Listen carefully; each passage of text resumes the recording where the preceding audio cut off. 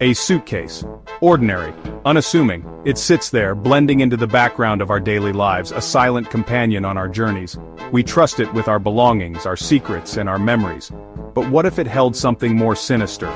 Yet within its depths, a darkness can reside, a secret so profound it chills the soul. A suitcase can become a vessel of horror, a container of nightmares, hiding the unspeakable from the world. A secret like that held by Stephen Brown, a man whose name would become synonymous with fear and dread. His story is one of darkness, a tale that reveals the terrifying potential of the ordinary. A name whispered with fear, forever linked to the chilling discovery of lifeless forms concealed within the very fabric of everyday luggage. The mere mention of his name would send shivers down the spine of anyone who heard it. In the annals of criminal history, some cases sear themselves into our collective memory, leaving an indelible mark on our psyche.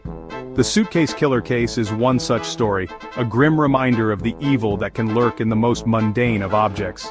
The Suitcase Killer, as Brown came to be known, terrorized a community, turning ordinary suitcases into sinister repositories of unspeakable acts. Each suitcase he used became a silent witness to his heinous crimes, a mute testament to the horror within, his motive, a chilling enigma, his victims, forever silenced. The community was left to grapple with the incomprehensible, trying to understand the mind of a man who could commit such atrocities. But the suitcases, they became silent witnesses, their contents a macabre testament to the depths of human depravity. Each one told a story of fear, of pain, and of lives cut tragically short. They remain, a haunting reminder of the darkness that can hide in plain sight. The first suitcase surfaced in the winter of 1995, a nondescript piece of luggage abandoned near a bustling train station, seemingly forgotten. But as authorities unzipped its contents, a collective gasp swept through the city. Inside, the lifeless body of a young woman, her eyes forever locked in a vacant stare. Panic rippled through the community. Whispers of a monster in their midst filled hushed conversations.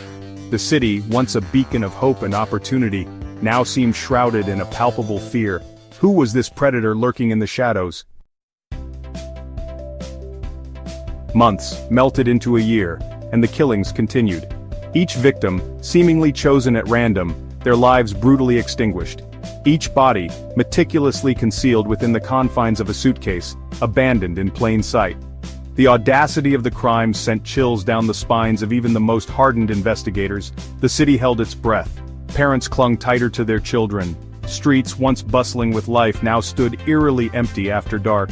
The Suitcase Killer had cast a long, dark shadow, leaving an entire city captive to fear.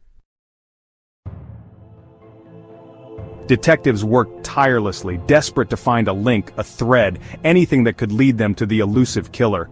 The suitcases, they realized, were more than just a method of concealment. They were a signature, a calling card from a killer reveling in his own twisted game. The investigation intensified. Police combed through missing persons reports, searching for any connection to the victims. Forensic experts meticulously analyzed every fiber, every fingerprint, every trace of evidence found at the crime scenes. The city held its breath, praying for a break in the case. Section 5. A glimmer of hope. And then, a glimmer of hope emerged from the darkness. A witness came forward, a fleeting glimpse of a man, his features obscured, dragging a heavy suitcase near one of the crime scenes. It wasn't much, but it was a lead, a thread that could unravel the entire case. The police released the sketch to the public, hoping someone would recognize the face that haunted their nightmares. Tips poured in, each one meticulously investigated. The pressure mounted. The city, still gripped by fear, dared to hope that justice was within reach. Section 6. Pieces of a puzzle. The pieces of the puzzle began to fall into place. A partial fingerprint from one of the suitcases matched a small-time criminal, Stephen Brown. Surveillance footage placed Brown in the vicinity of several of the dumping sites. A search warrant for Brown's apartment yielded a treasure trove of evidence. News of Brown's arrest spread like wildfire. Relief washed over the city, tinged with a chilling realization of the depravity that had lurked among them. The man who had terrorized their lives, hidden in plain sight, now faced the full force of the law.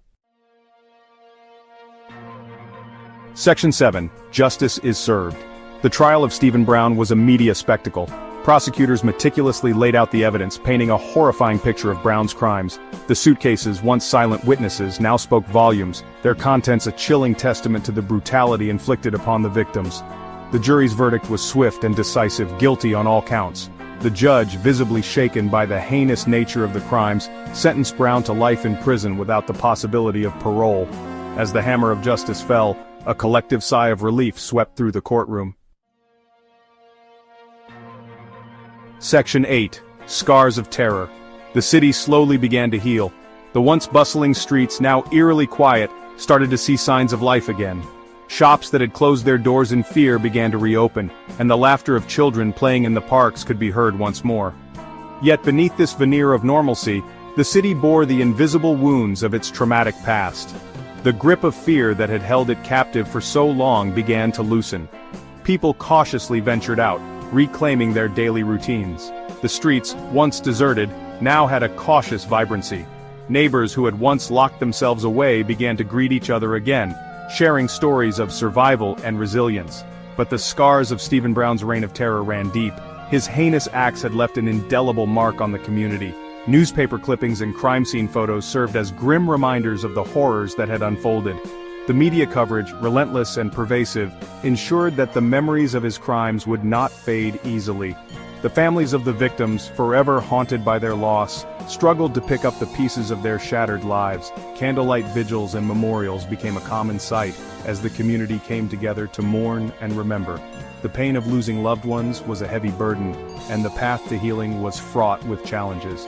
The case of the Suitcase Killer served as a stark reminder of the darkness that can lurk beneath the surface of even the most seemingly ordinary individuals.